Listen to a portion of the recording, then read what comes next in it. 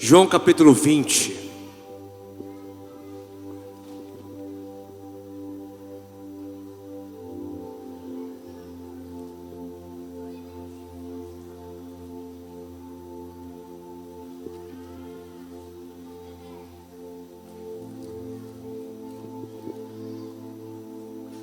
João capítulo 20.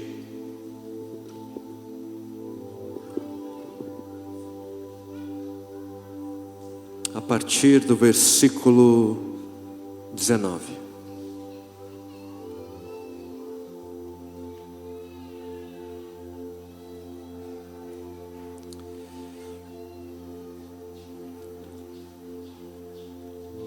E ali nós lemos: ao cair da tarde daquele primeiro dia da semana, estando os discípulos reunidos a portas trancadas, por medo dos judeus, Jesus entrou, se pôs no meio deles e disse: paz seja com vocês. Tendo dito isso, mostrou-lhes as mãos e o lado. Os discípulos alegraram-se quando viram o Senhor. Novamente Jesus disse: paz seja com vocês. Assim como o Pai me enviou, eu os envio. E com isso soprou sobre eles e disse: recebam o Espírito Santo. Se perdoarem os pecados de alguém, estarão perdoados. Se não os perdoarem, não estarão perdoados. Tomé, chamado Dídimo, um dos 12, não estava com os discípulos quando Jesus apareceu. Os outros discípulos lhe disseram: vimos o Senhor. Mas ele lhes disse: se eu não ver as marcas dos pregos nas suas mãos, não colocar o meu dedo onde estavam os pregos e não puser a minha mão no seu lado, não acreditarei. Uma semana mais tarde, os seus discípulos estavam outra vez ali, Tomé com eles. Apesar de estarem trancadas as portas, Jesus entrou, se pôs no meio deles e disse: paz seja com vocês. E Jesus disse a Tomé: coloque o seu dedo aqui, veja as minhas mãos. Estenda a mão e coloque-a no meu lado. Pare de duvidar e creia. Disse-lhe Tomé: Senhor meu e Deus meu. Como nós cantamos, como nós declaramos, Senhor, nós somos completamente dependentes de Ti. Precisamos de Ti, precisamos que o Senhor fale, que o Senhor fale aos nossos corações mediante as palavras, mediante a proclamação, Senhor. Pedimos que em graça e misericórdia o Senhor possa, por meio da Tua palavra, nos convencer e nos transformar, fazendo assim com que haja esperança para nós e para o mundo, em louvor ao nome que é sobre todo nome. É neste nome que nós oramos, Senhor, em nome de Cristo Jesus. Amém. Amém. Amém. Minha esperança hoje é conseguir fazer pelo menos duas coisas. Primeira coisa que eu espero conseguir fazer é colocar em lugar de honra o caráter missionário da Igreja do Senhor. E fazendo isso, eu espero que haja um despertamento daquilo que me parece estar adormecido em alguns contextos, em alguns ambientes. E a segunda coisa que eu espero poder fazer nessa noite no Senhor é confirmar o chamado, confirmar a vocação missionária dessa mesma igreja de Cristo Jesus, e ao mesmo tempo confirmar a vocação missionária de pessoas aqui. Essa é a nossa agenda no Senhor para essa noite. E não faz muito tempo eu ouvi falar de um triste episódio que aconteceu em uma das igrejas espalhadas pelo Brasil. Um episódio que pode ser um indicador de que alguma coisa não está muito bem no quadro geral. E esse episódio foi mais ou menos assim: um grupo de missionários se apresentou a um pastor de uma grande igreja local, de uma igreja denominacional. E eles pediram ao pastor por uma oportunidade para poderem falar acerca de missões, para poderem falar acerca do que o Senhor estava fazendo nesses dias. E o pastor, talvez por conta da idoneidade e do testemunho desse grupo missionário, ele disse sim, né, ao pedido deles. Só que aí aconteceu algo que ninguém imaginou que fosse acontecer. Porque num determinado momento daquele culto, o pastor dessa grande comunidade local, ele pegou o microfone e disse o seguinte. Ele disse: jovem, se você não quer ser juiz, se você não quer ser advogado, médico e por aí vai, tem um pessoal ali querendo falar de missões com vocês. Foi mais ou menos isso que ele disse. Mas obviamente o problema não foi o que ele disse, mas o como. O como ele disse. Porque foi como se a vocação missionária fosse uma vocação menos nobre. Foi como se o chamado missionário fosse um chamado menos importante. Porque afinal de contas, o que é que contribui um missionário? Afinal de contas, para que servem missões? Quem se beneficia com missões? Missões não traz retorno. Então, que ela seja a última coisa que alguém deva considerar como vocação. Eu não creio que foi essa a intenção do pastor, mas obviamente os missionários, eles se sentiram humilhados, né?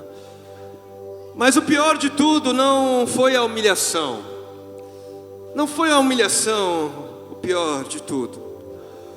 O pior de tudo foi que ninguém falou para esses jovens, ninguém falou para essa igreja que formosos são os pés daqueles que anunciam as boas novas de Jesus.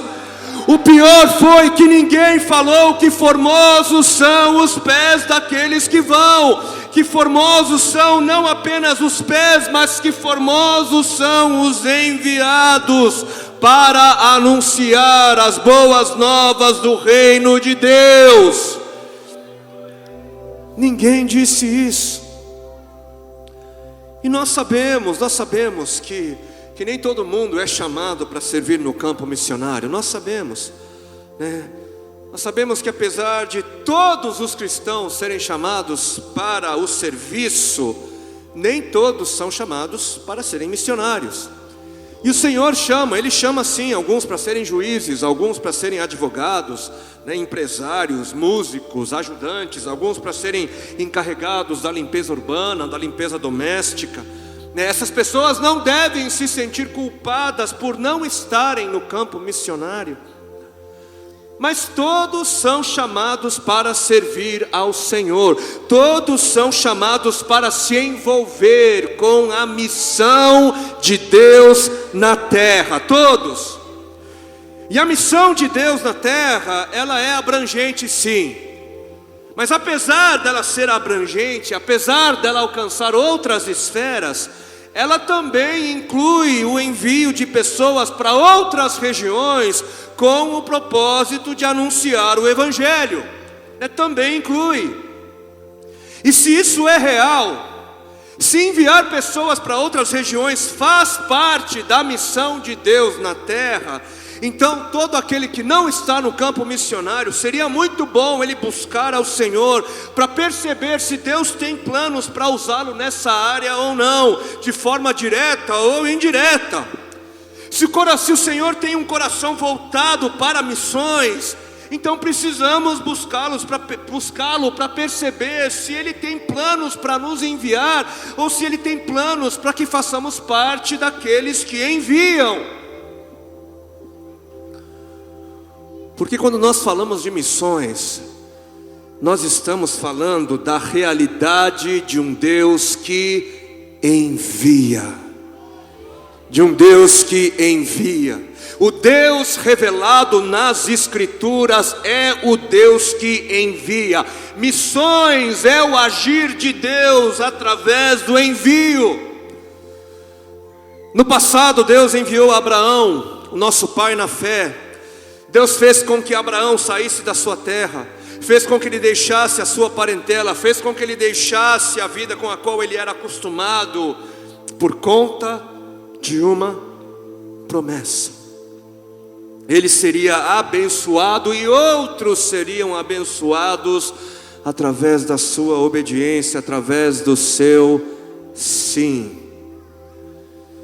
No passado, Deus também enviou a Moisés, tirou ele do conforto de uma vida tranquila, de uma vida pacata. Moisés vivia uma vida pastoreando ovelhas. Por 40 anos ele viveu nessa condição. E nessa época Moisés vivia na terra de Midian. Só que aos 80 anos de idade, Deus o enviou para o Egito para falar a Faraó em favor do povo que era oprimido. E em Moisés nós aprendemos que nunca é tarde para ser enviado pelo Senhor.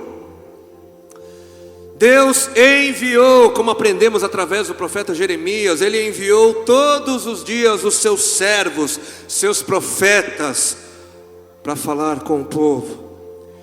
E como muito bem sabemos e nós cantamos, Deus enviou o seu Filho amado, o seu único Filho, para nos salvar, para nos perdoar, para ser esperança para os povos. E logo na sequência, depois que o Filho voltou para os céus, Deus enviou o seu Espírito, o Espírito Santo, para nos consolar, nos guiar, convencer, capacitar, estar conosco. E por fim, Deus enviou e continua a enviar a igreja, o povo de Deus. Ele continua a enviar missionários para anunciar as boas novas, continua a enviar pessoas para amar e servir. Amar e servir aqueles que estão perto, amar e servir aqueles que estão do lado, um pouco mais adiante, até os confins da terra. E por muitos e muitos anos, os textos de Mateus 28 e Marcos 16 foram as grandes referências no que dizem respeito à grande comissão. E com muita razão. Mas foi o professor John Stott, o mestre John Stott, que fez com que muitos passassem a olhar para um outro texto como a grande referência missionária. E o texto é o de João, capítulo 20, versículo 21b. Porque ali disse o Senhor Jesus: assim como o Pai me enviou, eu os envio. Assim como o Pai me enviou, da mesma forma que o Pai me enviou, eu envio vocês. Ou seja, Jesus, o Senhor, é o nosso modelo, Ele é a nossa grande referência missionária. Olhar para Jesus, olhar para a vida de Jesus, é olhar para as intenções do coração do Pai ao enviá-lo. Olhar para o envio de Jesus é entender o como, o porquê, é entender o caráter do envio. E voltando para o texto que nós lemos no início, nós conseguimos enxergar algumas coisas um pouquinho melhor. O dia era o dia de domingo, o primeiro dia da semana. E esse domingo foi o terceiro dia após a sexta-feira da paixão. Terceiro dia, Jesus o Senhor havia sido crucificado e morto na sexta passada, por conta de uma armação da parte dos líderes religiosos em Jerusalém. E quando o Senhor foi morto na sexta, todos os discípulos fugiram, com medo de serem apanhados e condenados como ele. Eles ficaram apavorados, ficaram profundamente tristes, sim, não paravam de chorar, como nos conta Marcos 16, e estavam cheios de incredulidade. Eles tinham criado toda uma expectativa ao redor de Jesus, e quando Jesus foi preso e morto numa cruz, eles perderam o chão. Eles ficaram sem esperanças e ficaram completamente tomados pelo medo. medo da morte, medo da humilhação, cheios de um medo fruto da falta de fé, estavam reunidos a portas trancadas, diz o texto, por medo dos judeus. Mas Marcos 16, 9 e 10 vai nos contar que Jesus, o Senhor, Ele ressuscitou nesse exato domingo, no período da manhã, e apareceu primeiro a Maria Madalena. Ela foi a primeira a ver o Senhor. E tomada então de alegria, ela corre para contar as notícias, para os discípulos, que havia visto Jesus ressurreto. A primeira pessoa que pregou as boas novas da ressurreição de Jesus foi uma mulher. Foi uma mulher. Uma mulher foi quem primeiro pregou as boas notícias da ressurreição de Cristo. Todos podem, todos devem anunciar as boas novas acerca do fato de que Ele vive, de que Ele não permaneceu morto, que Ele ressuscitou e vive. Só que os discípulos, eles estavam desnorteados, tão desnorteados que eles nem acreditaram no testemunho de Maria. Estavam cheios de pavor, tementes por suas vidas. A expectativa era de a qualquer momento eles serem presos e mortos também, porque muita gente sabia que eles eram seguidores do Jesus condenado. E foi nesse contexto de incredulidade e medo que Jesus, o Senhor, apareceu e disse: paz seja com vocês. Paz seja sobre corações incrédulos. Paz seja com corações cheios de medo. E os pensamentos do Senhor de fato são mais elevados do que os nossos. Porque se eu fosse o Senhor, eu não teria investido o meu tempo na vida destes que no final, depois de tudo, provaram ser covardes. Na vida dessa gente que no final de tudo mostrou ser gente sem fé. Porque na hora do vamos ver, todo mundo fugiu. Na hora do vamos ver, todo mundo quis salvar a sua própria pele. E estes tinham tido fé para andar sobre as águas. Eles tiveram fé para expulsar demônios, tiveram fé para curar enfermos, para profetizar. Mas na hora que eles precisaram de ter uma fé que lhes custaria algo, na hora que eles precisaram de ter uma fé que lhes custaria a vida, eles caíram fora. Na hora que eles precisaram de ter uma fé no Messias sofredor, eles não quiseram se relacionar com o Cristo sofredor, com o sofrimento de Cristo. Eu não teria escolhido esses. Eu jamais pensaria em enviar esse tipo de gente. Esse tipo de gente para cumprir a missão mais importante que existe. Só que Deus, Ele vê muito além daquilo que nós somos capazes de ver. Ele vê muito mais. E Deus, apesar de tudo, Ele escolheu sim. Ele escolheu esse grupo, escolheu essas pessoas. Deus escolheu as pessoas mais improváveis, as pessoas mais desqualificadas, e transformou o mundo através dessas pessoas, antes cheias de dúvidas e inseguranças. Transformou o mundo através dessas pessoas, antes cheias de medo. Transformou o mundo. Versículo 20: tendo dito isso, mostrou-lhes as mãos e o lado, mostrou as marcas do seu sofrimento, que confirmavam não apenas a sua morte, mas também a sua ressurreição. E os discípulos alegraram-se quando viram o Senhor. Eles foram libertos da incredulidade, foram libertos do medo e se alegraram. Mas logo na sequência, nós percebemos que Jesus, Ele não permitiu que essa alegria fosse uma alegria que levasse os discípulos a se acomodarem.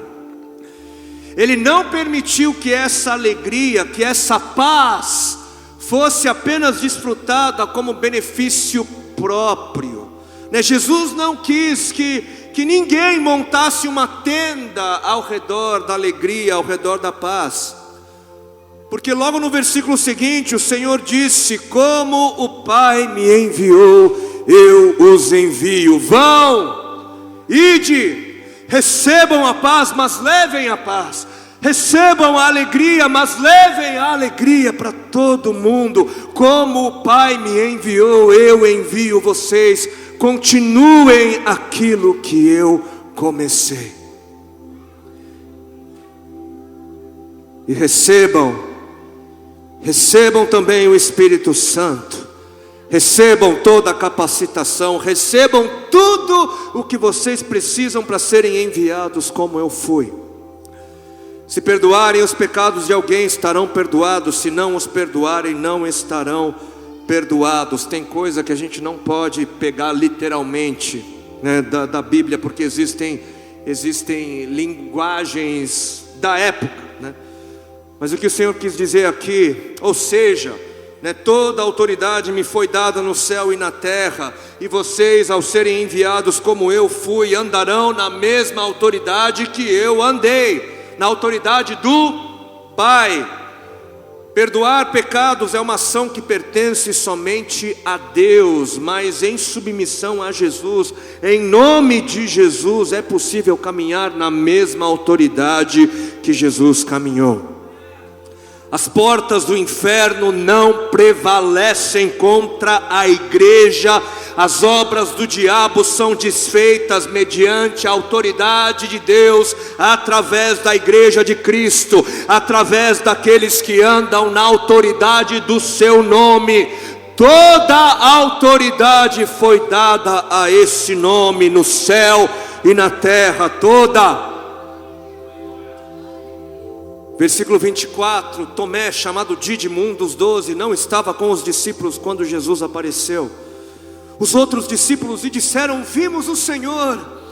Mas ele lhes disse: se eu não ver as marcas dos pregos nas suas mãos, não colocar o meu dedo onde estavam os pregos e não puser a minha mão no seu lado, não crerei. Uma semana mais tarde, os seus discípulos estavam outra vez ali, e Tomé com eles.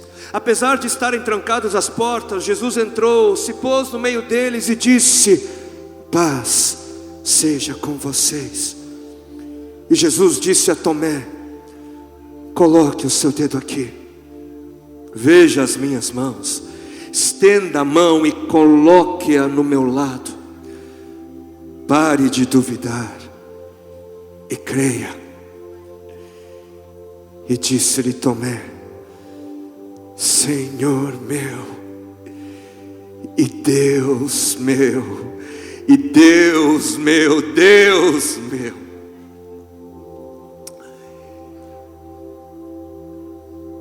E caminhando para o final, eu vou precisar falar do aspecto que talvez seja o menos falado quando a gente fala do envio de Jesus pelo Pai. Talvez a característica menos falada acerca do envio. Porque nós falamos muito acerca da proclamação, acerca da pregação. Falamos bastante acerca da capacitação pelo Espírito Santo, né? Falamos muito da autoridade de todo crente em Cristo Jesus. Mas talvez falamos pouco da encarnação. Falamos pouco da encarnação como fator crucial na missão da igreja e como fator crucial em missões. Por quê? Porque o fato é que Jesus encarnou. Jesus se fez carne. Deus se fez carne. A segunda pessoa da Trindade se fez carne. E como é preciso que a realidade da encarnação esteja em nós como igreja, esteja em nós como enviados de Deus a este mundo incrédulo. Essa realidade precisa ser vista em nós. Por quê? Porque o mundo está cheio de Tomés. O mundo está cheio de gente que precisa tocar na manifestação encarnada e ressurreta de Jesus. Se essa gente incrédula não ver as marcas, se essa gente cheia de dúvidas e medos não conseguir tocar na realidade encarnada e ressurreta de Cristo, como é que elas vão acreditar naquilo que nós pregamos? Não é verdadeira a nossa mensagem. Jesus não se fez carne, morreu e ressuscitou. E não fez isso Ele por conta do amor, não foi por causa do amor. Não seria então o amor algo palpável? Ou seria o amor apenas algo bonito, algo abstrato, algo que fica muito bonito num discurso? Não. O amor é algo palpável, algo em que se é possível tocar, se pode tocar. Deus é amor, Ele é amor, e o amor se fez palpável, o amor se materializou, o amor se fez carne. E se a nossa mensagem é verdadeira, a nossa vida precisa ser uma manifestação dessa mensagem. Ou o mundo vai nos chamar de mentirosos, e com toda a razão. Mas o Senhor, Ele deseja tocar e ser tocado. Ele quer que o mundo o toque, Ele deseja tocar nessa gente que perdeu o chão, declarar paz sobre esse povo sofrido.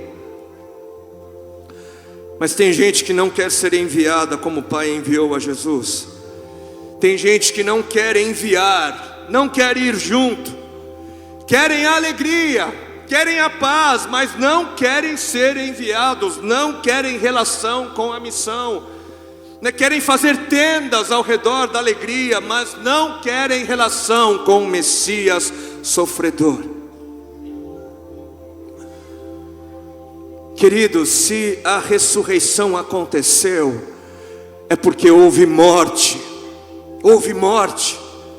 E se houve morte, é porque houve sofrimento. E se houve sofrimento, é porque houve encarnação. O amor se fez carne, tocável. Sem a encarnação não haveria sofrimento. Sem sofrimento não haveria morte. Sem morte não haveria ressurreição. A encarnação faz parte da mensagem, sim. A encarnação faz parte das boas notícias. É a encarnação que faz com que a mensagem faça completo sentido, total sentido. É impossível separarmos aquilo que Jesus disse daquilo que Ele fez. É impossível. Eu queria agora mostrar um outro vídeo, bem mais breve. E ele vai contar um pouquinho do que está acontecendo também lá no sertão do Piauí. Se nós pudéssemos mais uma vez apagar aqui as luzes, por favor.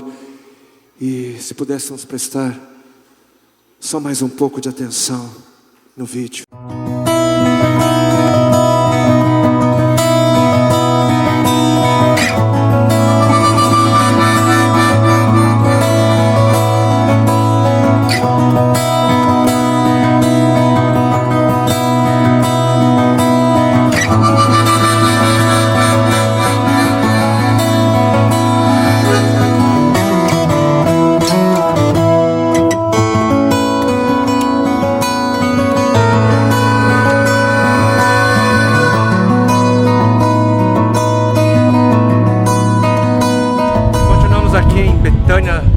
Piauí. E agora nessa comunidade Baixa da Furna. Baixa da Furna. Estamos aqui nessa casa. Entramos e para ver como é que eles estão no que diz respeito à água. E é essa água que eles estão bebendo? Só que eles estão pegando no açude. A única fonte de água que eles têm na região é essa, né? E com a máquina que vai tirar o sal da água, eles vão ter uma outra fonte de água que vai ser uma água mineral, que eles vão precisar mais tomar esse tipo de água. Traz aqui a água, filho. Só pra gente sentir a diferença da água que a gente toma, da água que eles tomam. Crianças tomam essa água, a família inteira tomando esse tipo de água aqui. A única fonte de água que eles têm são essas. Essa água vem da onde? Vem de uma açude que tem aqui perto. E o açude secou, então tá muito junto com o barro. Aí ela fica com essa cor aqui, barrenta. E quanto mais o açude seca, pior fica a água, com mais cor, com mais sujeira. E essa mesma água é bebida por animais. Por animais. E os animais fazem ali as necessidades. É uma água bem contaminada mesmo.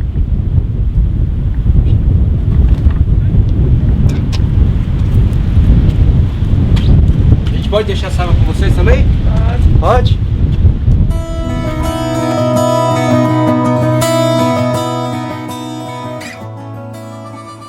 Estamos aqui com o seu Nilson. Ele é da empresa Água Lab, que com muito esmero fez aqui a instalação desse sistema. O senhor podia falar rapidamente o que aconteceu aqui? O benefício basicamente é o seguinte: o equipamento pega uma água com quase 3.000 miligramas de sais, né? Entre dureza e cloreto, que é sal, e... A água é salgada. Exatamente, tá? Então a gente consegue reduzir esses teores de sais para quase zero. A gente vai trabalhar aqui em torno de 30 miligramas, ou seja, o benefício mesmo é um padrão de qualidade com essa água. Com bastante sais, né? Sim. A gente chegar com um padrão aqui de água similar à água mineral. O estado do Piauí o subsolo dele é muito rico em água. Porém, em muitos lugares a água é extremamente salgada. Isso, carregada de sais. Carregada de sais.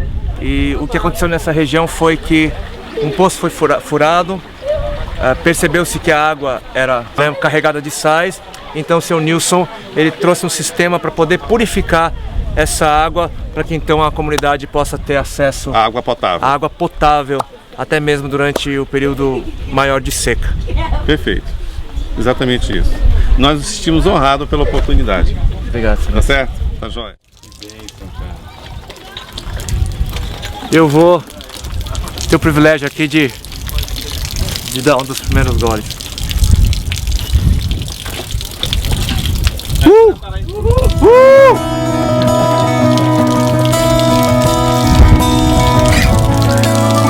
Mais água do sertão.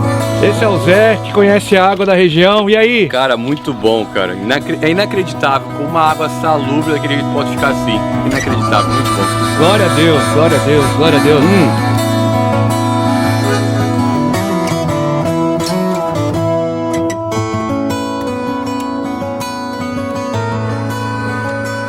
E estamos cheios do Senhor, cheios por conta da alegria na expressão do povo, por conta da alegria daqueles que ao provar dessa água limpa, potável, saudável, expressão no rosto das crianças, dos pais, a expressão de quem recebe boas notícias.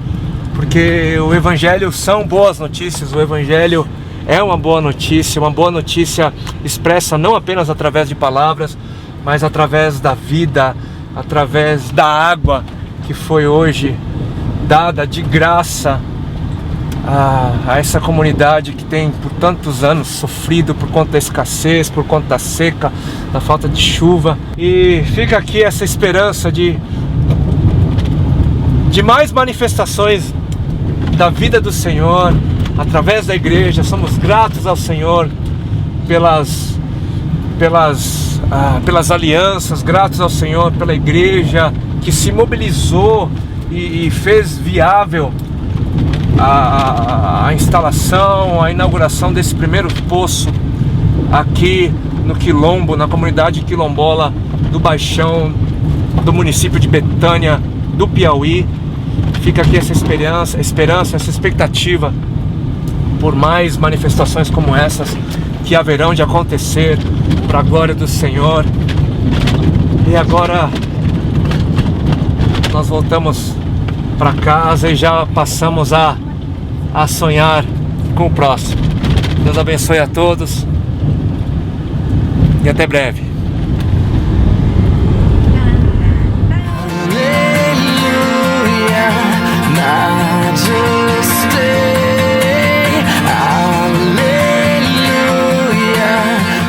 Aleluia. O que foi que aconteceu ali? Tudo começou logo depois que nós nos mudamos para o Piauí. E lá nós fomos levados a conhecer a realidade de uma região que tem enfrentado a pior seca dos últimos tempos. E a seca ela continua. Não choveu nessa região em todo o ano de 2012 e houve muita pouca chuva em 2013. E a temporada mais quente e seca, né, chegou outra vez. E no município de Betânia do Piauí, município que fica a cerca de 530 quilômetros da capital, num dos vilarejos ali nós vimos mais de perto a realidade da dor, especialmente nessa comunidade aqui na comunidade do Baixão. E nesse contexto, nesse ambiente de escassez, de falta, eu entendi aquilo que eu não conseguia entender antes. Eu entendi que a seca não é apenas sobre falta de água, porque é isso que vem em nossas mentes quando a gente pensa em seca. Daqui de longe, em nosso ambiente urbano, quando a gente ouve falar em seca, nós associamos a seca à falta de água, à sede, à fome. Isso não deixa de ser verdade. Mas algo acontece de mais profundo. E o que acontece de mais profundo é que o ser humano, quando ele é privado das suas necessidades mais básicas, ele se transforma em algo que Deus nunca planejou que ele fosse. Quando o homem ele não tem aquilo que lhe é mais básico, ele é desconstruído, ele é desfeito. E ali nós conhecemos conhecemos um povo que chega a tomar uma água tão imunda e contaminada que nem os bichos tomam, nem os animais. Qualquer poça, qualquer água de açude que vai secando e ficando fétida é tomada para não morrerem de fome. Ali nós conhecemos um povo que tem um sonho, que tem sonhos muito diferentes dos nossos. Um povo cujo sonho é ter o que comer. O sonho é não ter de passar fome. O sonho é não ter de ver os filhos passarem fome. O sonho é não ter de cozinhar gravetos, é não ter de cozinhar galhos para dar sopa de galhos para as crianças tomarem. Ali nós conhecemos um povo com um semblante triste. Era difícil até de arrancar sorriso das crianças. Era difícil. E foi ali onde eu entendi que aquilo que para mim era um descaso em relação à vida, não era bem um descaso. Porque do meu contexto urbano, seguro, eu não entendia como é que era possível crianças serem tratadas como são. Porque do meu contexto, do lado de cá, eu não conseguia entender como é que um pai, como é que uma mãe poderia dar uma filha, um filho, a troco de nada, a troco de R$30, dar para qualquer fim, dar sem saber para qual fim. Daqui para mim isso era um absurdo, desse lado de cá era algo inconcebível. Mas foi lá nesse ambiente de falta, foi lá nesse ambiente de desespero, foi lá que eu percebi que dar um filho, dar uma filha, para quem vive aquilo, é um ato de amor. É um ato de amor, porque na cabeça deles é um ato de amor, é um ato de cuidado. Porque o que eles pensam é o seguinte: eles pensam, sim, eu vou sentir falta do meu menino, eu vou sentir falta da minha menina, mas se eles ficarem aqui vai ser pior, vai ser pior. Eu posso não saber o que eles vão enfrentar, mas que Deus os tenha. Porque saindo daqui pelo menos eles vão ter alguma chance de vida. E depois do que foi vivido ali, depois do que nós vimos, eu precisei compartilhar isso com alguns amigos. E logo eles se sensibilizaram, e o que aconteceu foi que em uma semana, uma comunidade, uma igreja, ela foi mobilizada para levantar cerca dos 25 mil reais necessários para se instalar um sistema como esse. E esse foi o primeiro. Outros já foram furados e já estão sendo já foram instalados, estão sendo instalados. Mas aqui pessoas não apenas dessa comunidade, mas de outros vilarejos vizinhos, também estão se beneficiando dos 700 litros de água potável que o sistema é capaz de entregar.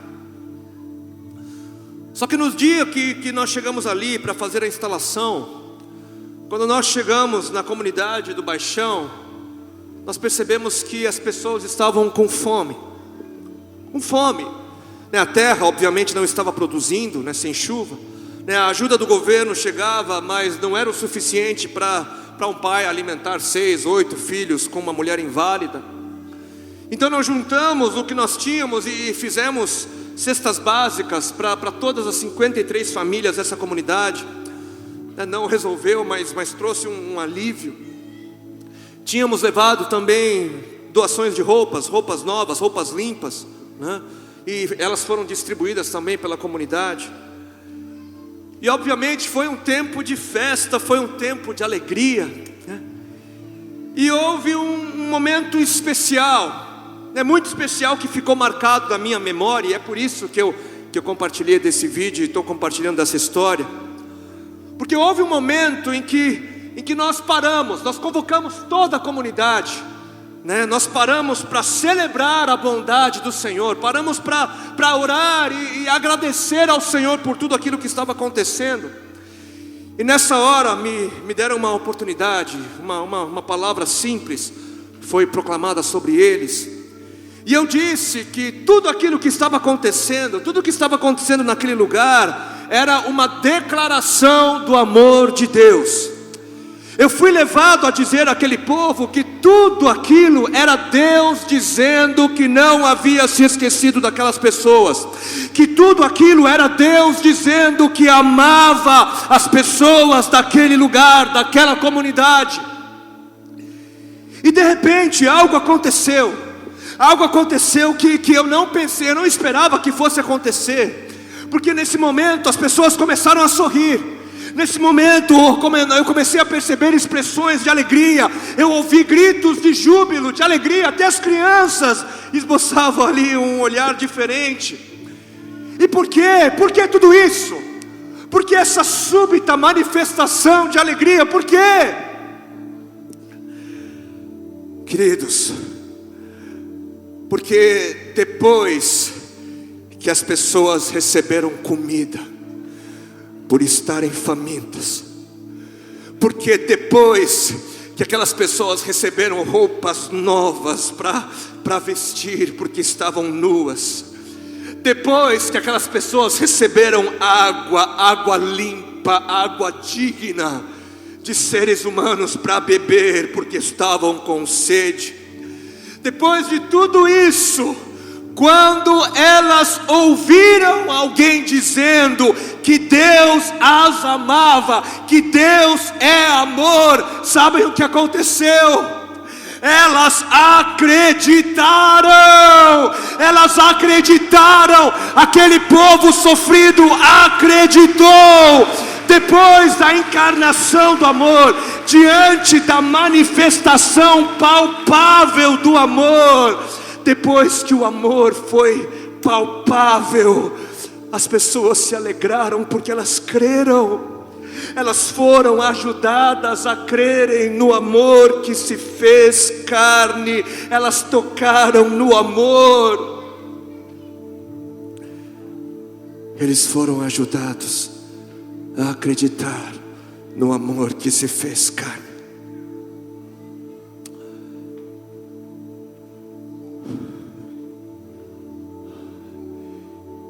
E tudo isso, queridos, tudo isso aconteceu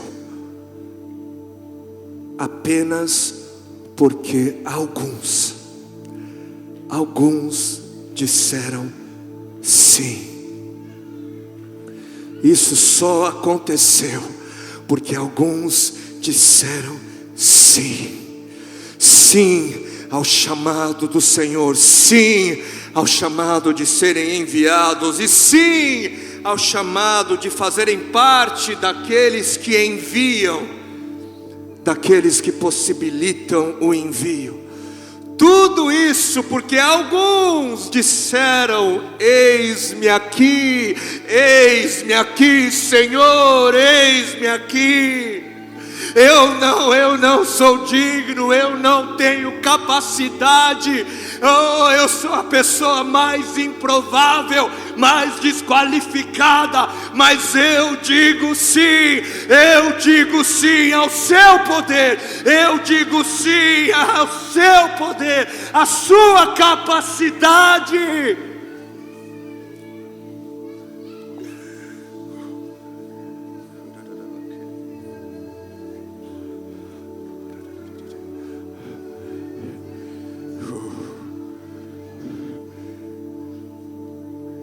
E hoje o Senhor, Ele faz a mesma pergunta que fez ontem, e fará até o dia da consumação dos tempos. Hoje o Senhor também pergunta: a quem enviarei? Quem irá em meu nome? Quem serão os meus pés? Quem serão as minhas mãos? Quem serão aqueles que manifestarão o meu amor? Onde estão aqueles que serão uma manifestação do meu amor, palpável, tocável? Onde estão? Onde estão?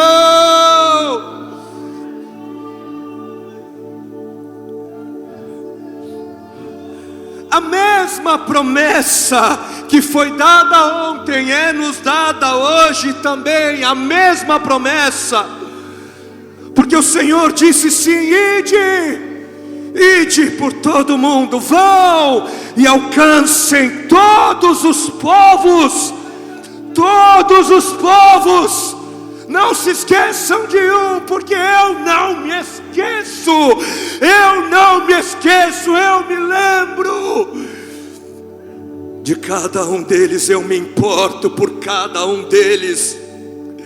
Ide, assim como o Pai me enviou, eu envio você, eu envio você, eu envio você. E se você fizer isso, se você for, se você fizer parte daqueles que enviam, daqueles que possibilitam o envio, se vocês fizerem isso, eis que eu serei contigo todos os dias, até a consumação dos tempos. Eu serei contigo, eu serei contigo, diz o Senhor. Essa é a promessa para aqueles que vão, essa é a promessa para aqueles que ficam, mas possibilitam o envio, mas que enviam. O Senhor Ele é com aqueles que vão, Ele é com aqueles que enviam, Ele é conosco. Onde estão aqueles que dizem sim? Onde estão aqueles que dizem sim? Se você diz sim, levante-se, levante-se, levante-se do seu lugar. Se você diz sim, se você diz sim, oh, se você corresponde, deseja corresponder, oh, levante-se, levante-se, levante-se. Oh, se você vai, se você quer ir, se você entende que Ele te chama para ir, saia do seu lugar e se aproxime do altar. Saia do seu lugar e se aproxime do altar. Se aproxime do lugar de envio. Se aproxime, se aproxime.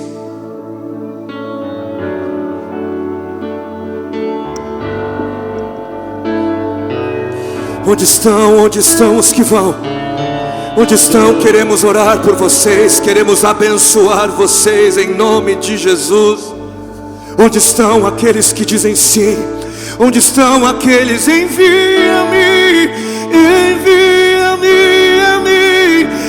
envia-me, envia-me, envia-me. Eis-me aqui,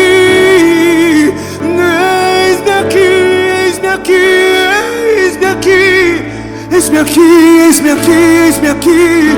Eu digo sim, eu digo sim, eu digo sim. Eu digo sim ao teu amor, eu digo sim ao teu amor. Oh, eu quero ser as tuas mãos, eu quero ser as tuas mãos que haverão de tocar, eu quero ser os teus pés que haverão de ir. Oh, eu quero ser a tua boca para falar acerca da graça, acerca da misericórdia, acerca do teu Deus que não se esquece, Ele não se esquece.